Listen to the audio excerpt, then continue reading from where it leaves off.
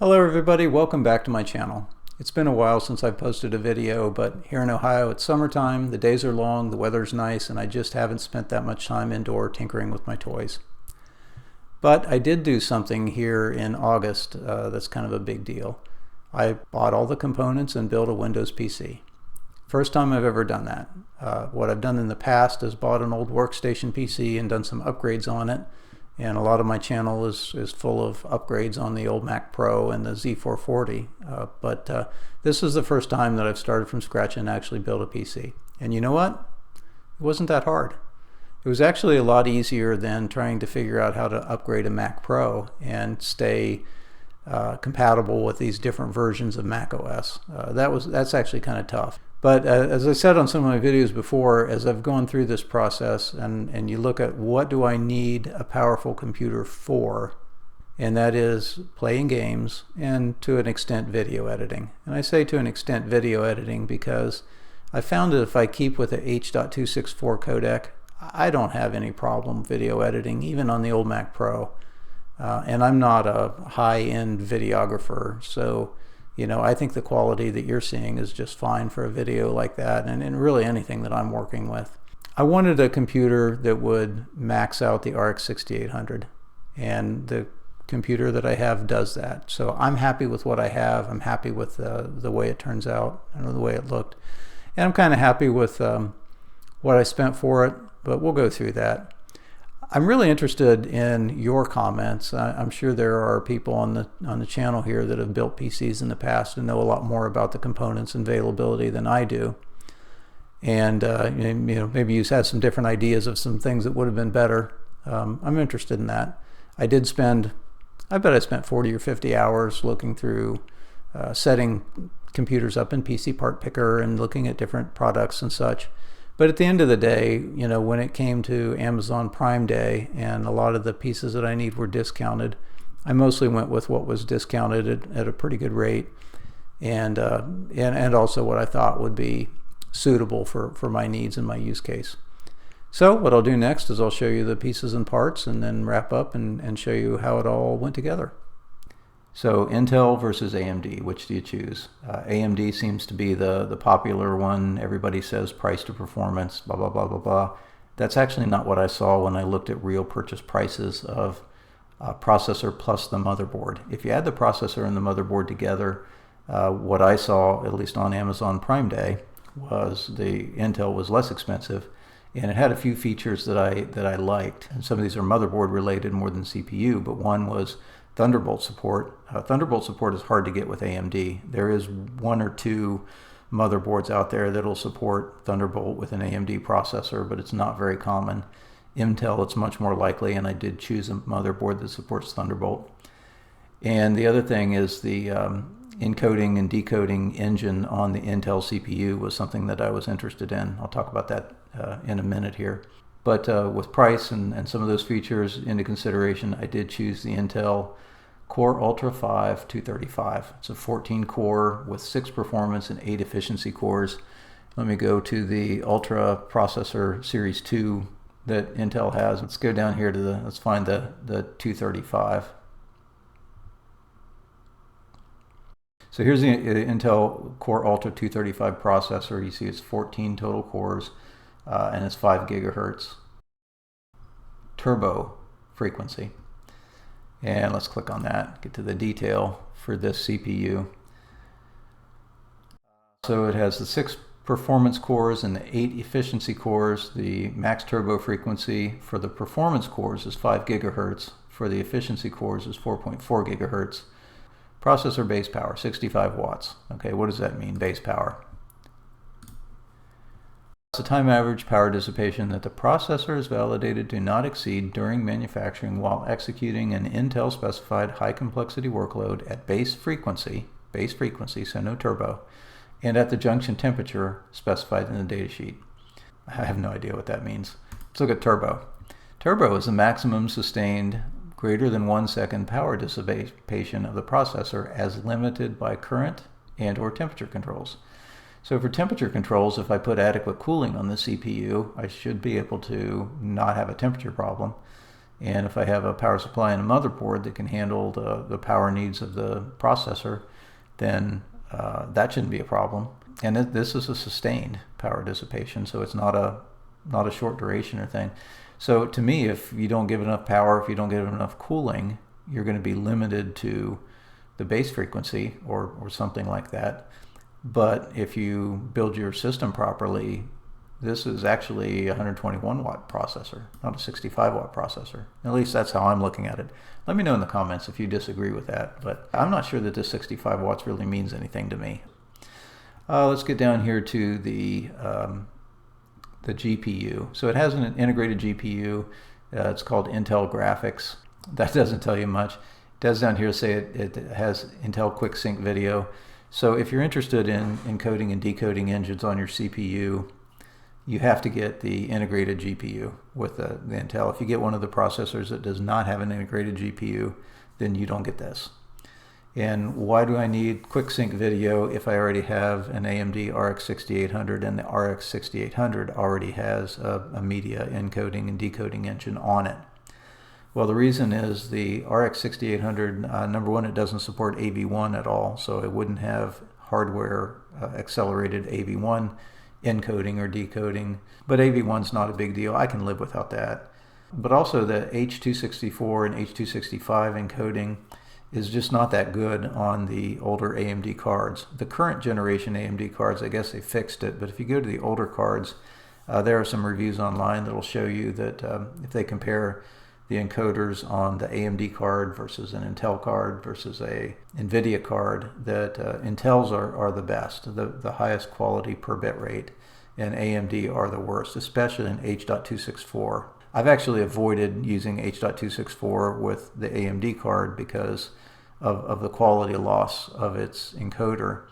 But if I can use the CPU coding on this Ultra 5235 processor, then that'll get around that, and I can use it. And also this supports AV1, so now I have a hardware encode and decode for AV1. So that was a big reason that I went ahead with the Intel. Also for performance, I mean, this isn't, going back to the chart here, this is a middling processor in this generation. It's an i5, not an i7 or an i9.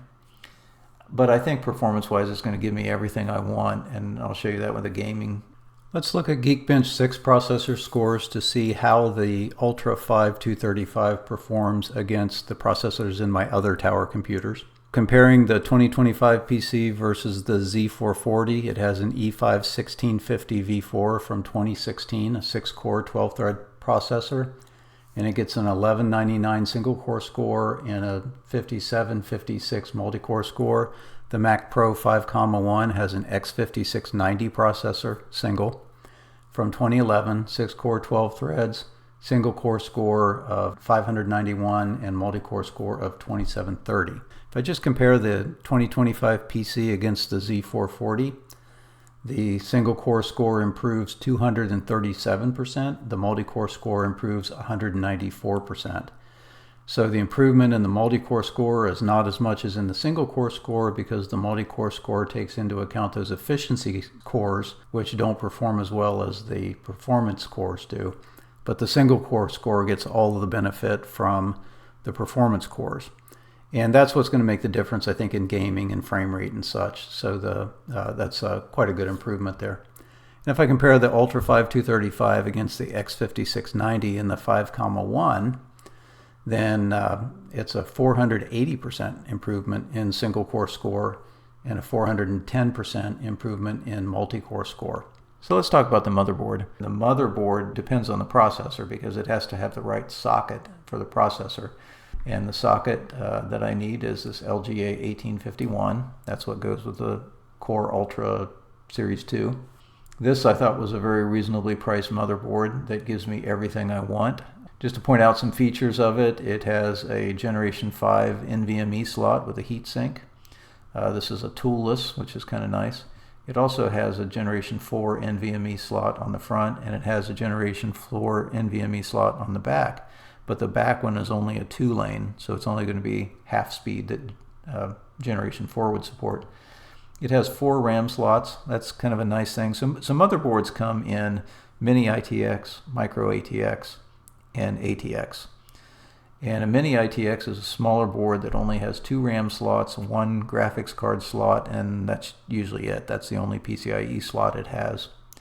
This one, of course, gives you 2 more slots. This slot isn't very useful because the GPU is going to cover that up. I have a 2-slot thick GPU, so that's not going to be very useful. But that gives me a 1-lane and a 4-lane. And even though these look like full 16-lane slots, they're actually 1-lane and 4-lane. Now, am I going to need cards in this like I have in the previous machines? Probably not to the extent, because Wi-Fi is built in. I've got a really fast Wi-Fi built in. I've got a really fast network built in.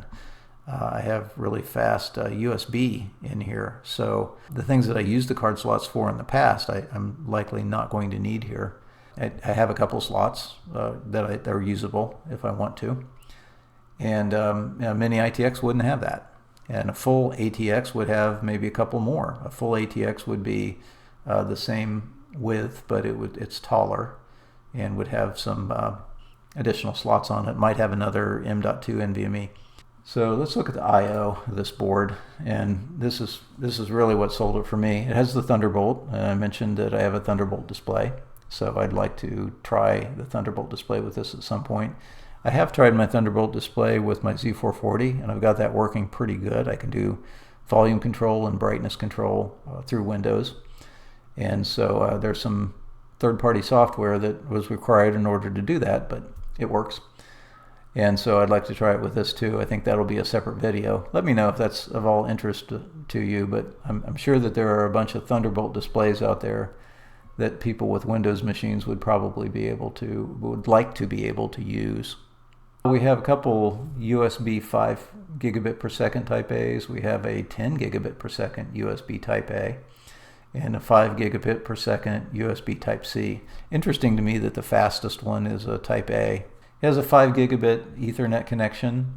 I don't use Ethernet with this machine. I have it in a room separate from my Wi-Fi router, so I just use Wi-Fi.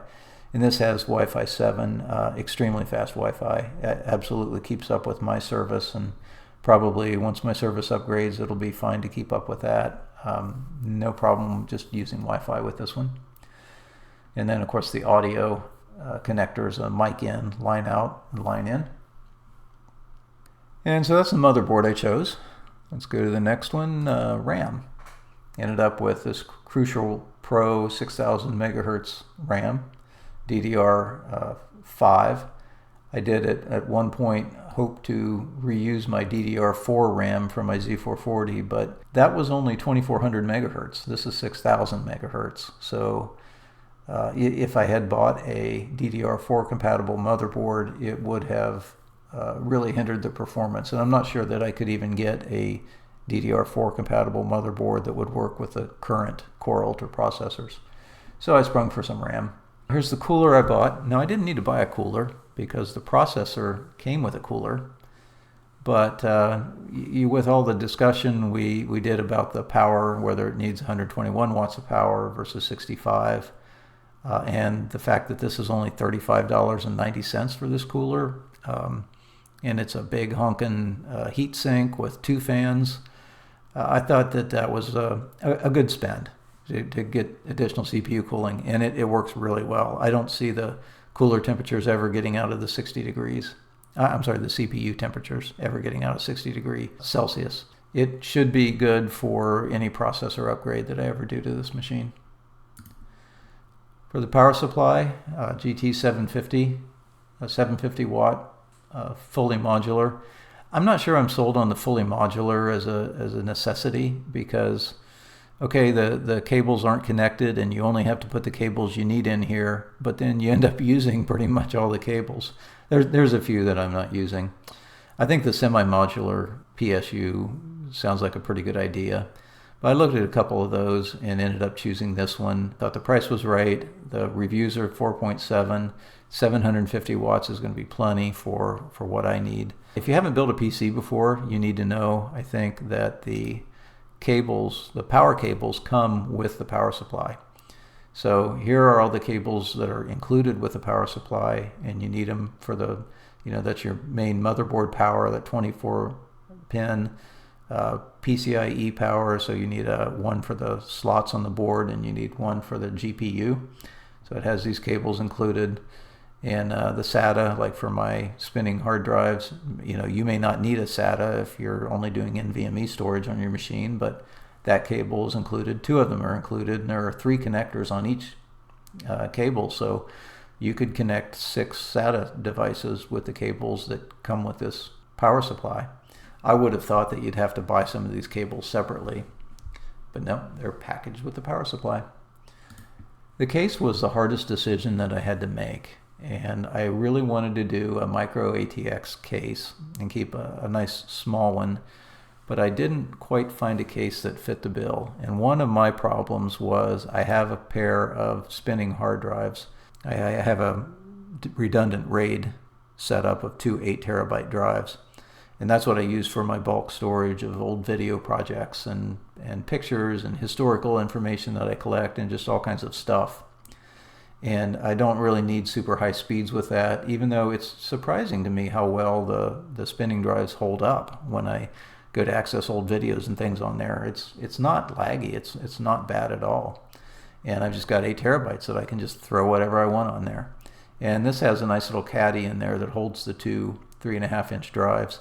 And it has rubber padded spacers in here so that when the drive spins and grinds and crunches like the old drives do, that really absorbs all that vibration, and they're almost silent in here. You don't hear the drives in this case like you do in other ones. So that was kind of nice. I mentioned that the power supply comes with all those cables. The case comes with a lot of screws and fasteners and things. There's a picture here of what it all comes with.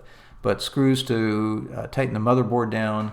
It has screws to tighten the power supply in, but the power supply also had screws to tighten the power supply in. It has some cable ties to put in and neaten your cables.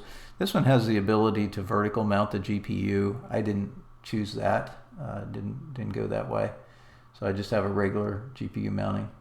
This case does have 2 fans.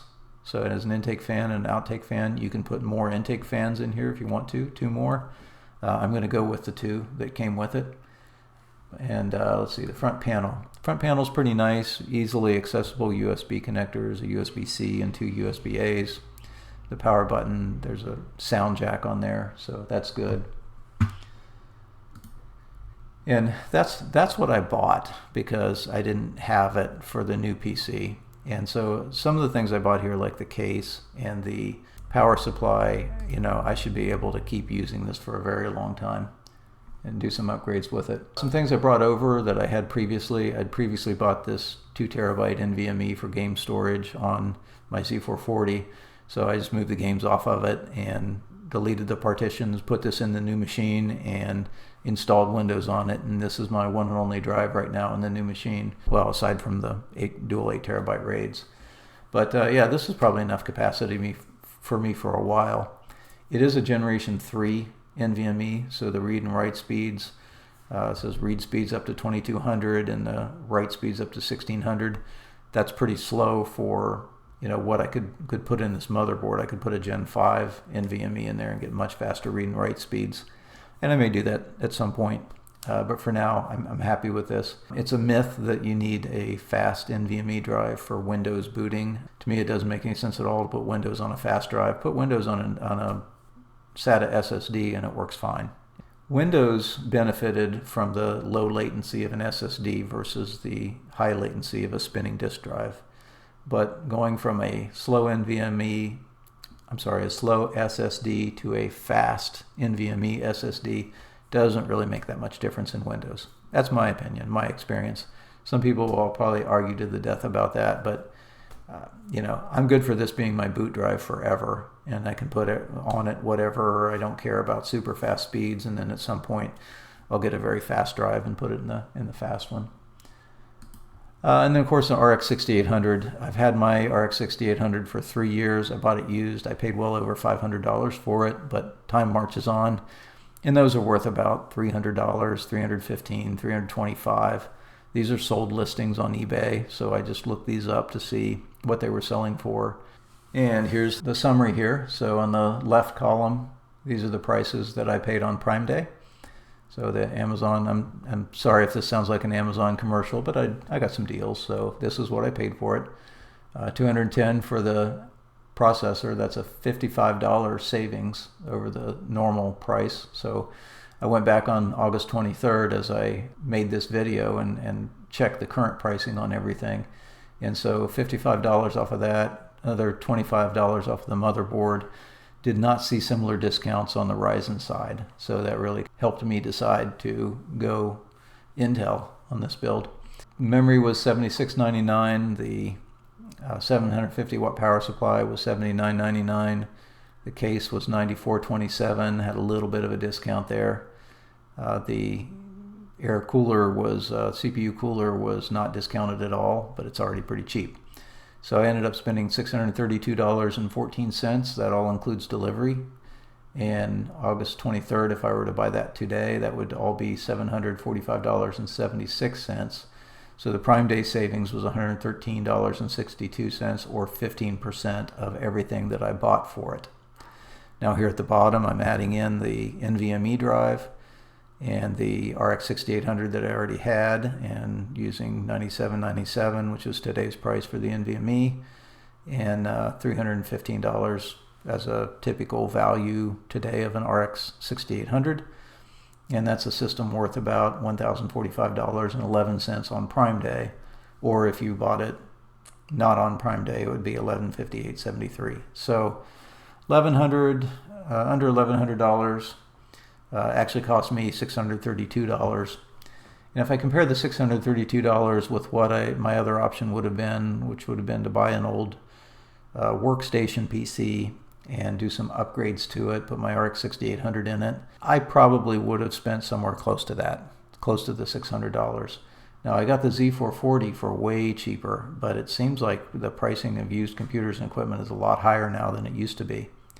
And so when I looked at more recent generation workstations on eBay, I was getting in the $400 and $500 range, and still everything is 2 or 3 generations back. And so it cost me a couple $100 more to get everything current generation. And I think that was the way to go this time around. Even though I love recycling and reusing old workstations rather than throwing them out, the pricing has to be right. I mean, they have to be priced at enough of a discount to make it worthwhile to, work with something that's a couple generations old. For performance, I'm going to start with the Shadow of the Tomb Raider benchmark. It's getting a little oldish or so as a game, but it has a nice little graph at the end that I really like to show performance.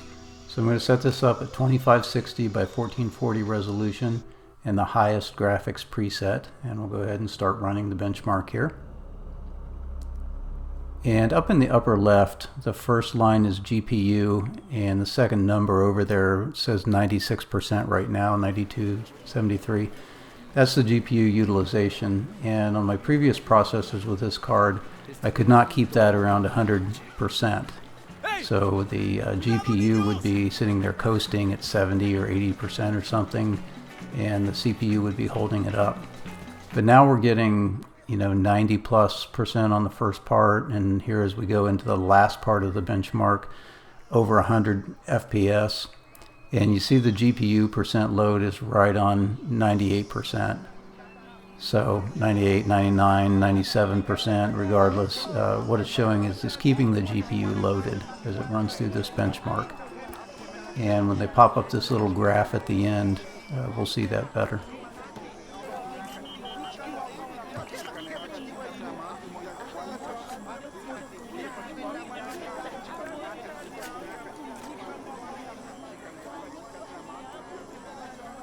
And as the benchmark wraps up here and gives us the final performance.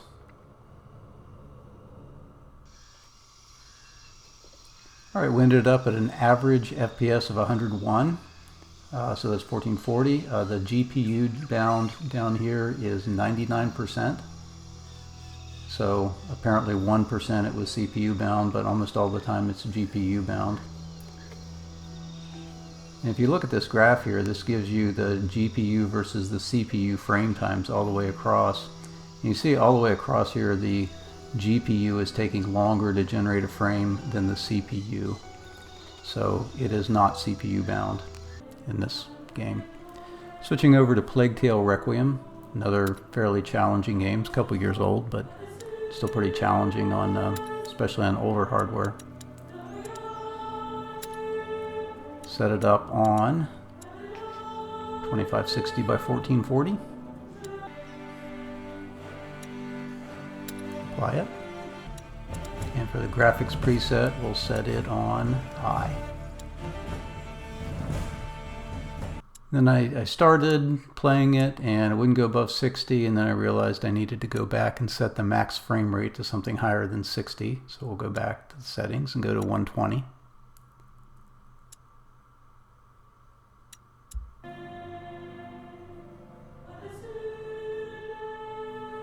Again, we're going to watch the GPU line at the upper left, and that second number over from the left is the percent load of the GPU, and so we're looking really to see that that's in the 97-98% range a lot, and that means that the GPU is the limiting factor here, not the CPU. If that drops below, say, 95% or so, that means the CPU is holding things up. But in this case, 97-98%. Also, you can look at the power draw of the GPU, 202, 203 watts. As long as it's 200 watts or so, then it's pretty much using its full power. And you can see here we're getting 67, 68, up to 70 FPS in this scene. This is a kind of a pre-recorded scene. I mean, it's being rendered and everything. It's not video, but still it's a pre-recorded scene. I'll go ahead and flip over to one that, you know, I'm actually controlling it more like gameplay. And that's what we're doing here. We're looking around and walking and running down through the field here. And so we're getting 59, 60 FPS at these settings. But again, the GPU is fully loaded, 98% load on these settings. Now I could decrease the settings and try to increase the frame rates a little bit, but you know, this is, to me, this is pretty adequate to be able to play at this level of detail. Remember, you're not seeing this exactly the same as I see it, because it is being recorded with a second computer with a capture card. So it's being encoded and it's being put into a video that's 30 FPS. So it actually looks better when I see it. Okay, now we're going over to Microsoft Flight Simulator, and again, I think we all agree that this is the reason we have gaming computers. This is the best use for a computer that there is. So let's go ahead and get the screen resolution set to 2560 by 1440.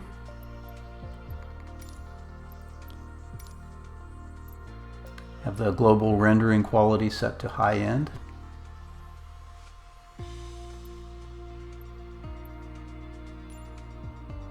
Turn the VSync off.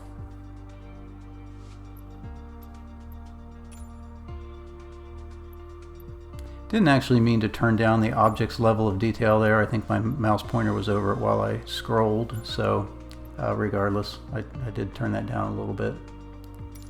Go to the New York City Discovery flight. That was a real challenge on my previous computers. That was where it really showed CPU bottlenecking.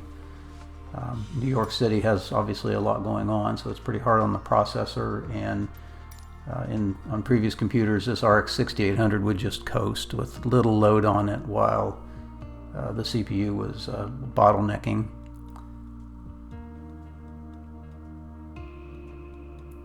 So we'll jump in our Cessna and we'll start looking around New York City.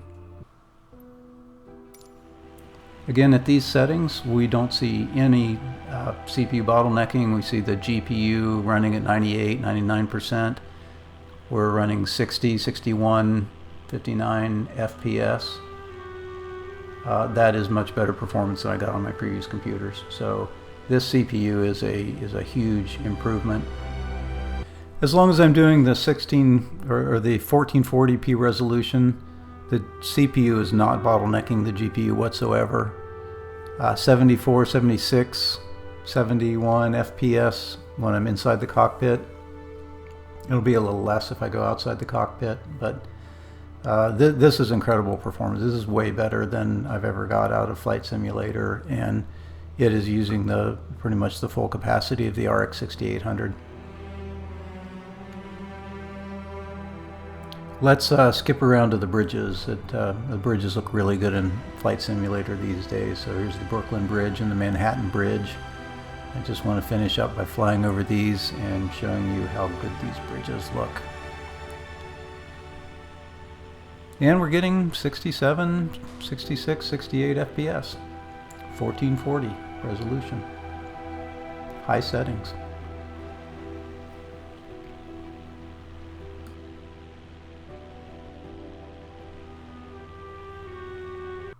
And now at long last we're at the outro.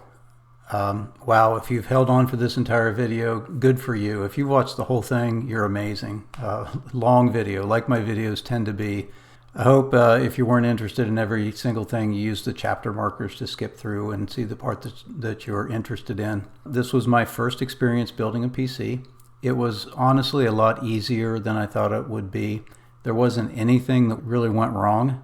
Your experience may vary. I think the first big takeaway is that on this bill of material you're looking at, it only takes 8 components that you have to buy or use from a previous PC or something to build a PC tower. Now, of course, that doesn't include the monitor, keyboard, mouse, and accessories like that, but this is just the tower itself. 8 components gives you a full tower PC. And in addition to that, of course, you need to install Windows. So you either need to buy a flash drive with Windows on it or get a flash drive and use the Windows Media Creation tool to do that. One tip that I have for you is a long Phillips screwdriver is nice, because when you're putting the screws in to hold the motherboard in, or if you're putting the screws in for the cooler in, a long screwdriver is nice for that. Otherwise, it took no special tools. It didn't take any pliers or wire strippers or nothing like that. Everything just plugs into the right place. The instructions with the motherboard I thought were a little cryptic. Would have loved to see more complete instructions on the motherboard, but yet, with a little bit of time, I was able to figure it all out. Other than that, like I say, I expected a lot more trouble, but honestly, when I plugged the thing in and I went into the BIOS first and got familiar with the BIOS settings and made a very few changes to that, and then got my boot drive ready. Oh yeah, something I should mention too, update your BIOS if you start with any kind of a new PC, or even if you use an old motherboard or something on a new PC, update your BIOS, because this Core Ultra 5 series processor did have some problems with some kind of voltage regulator problems that had to do with settings on the motherboards. That was about a year ago, and in 2024 I see all those comments about that. So the first thing I did, of course, is once I got everything installed and everything, is I figured out, I used the manufacturer's instructions to update the BIOS on the motherboard, and that of course gets around all those problems, and so I don't have any fear that there's going to be any voltage problems with this. But yeah, I think that's a good idea when you get a motherboard and you build a system. Update your BIOS.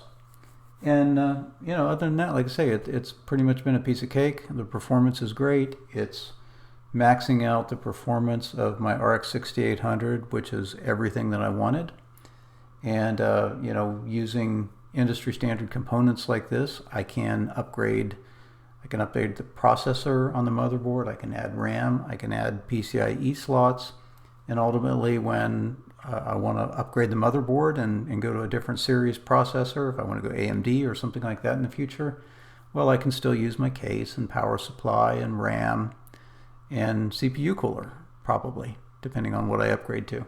Yeah, this is kind of a good way to go. Again, thank you for watching. Another long video from me. Appreciate you hanging in there. Please add a comment. Love to hear from you. I'm not going to pressure you to like or subscribe. That's up to you. I don't make money on these, so whether you do that is up to you, and no sales pitch here. But thank you for watching my video. Hope to see you again soon. Thanks.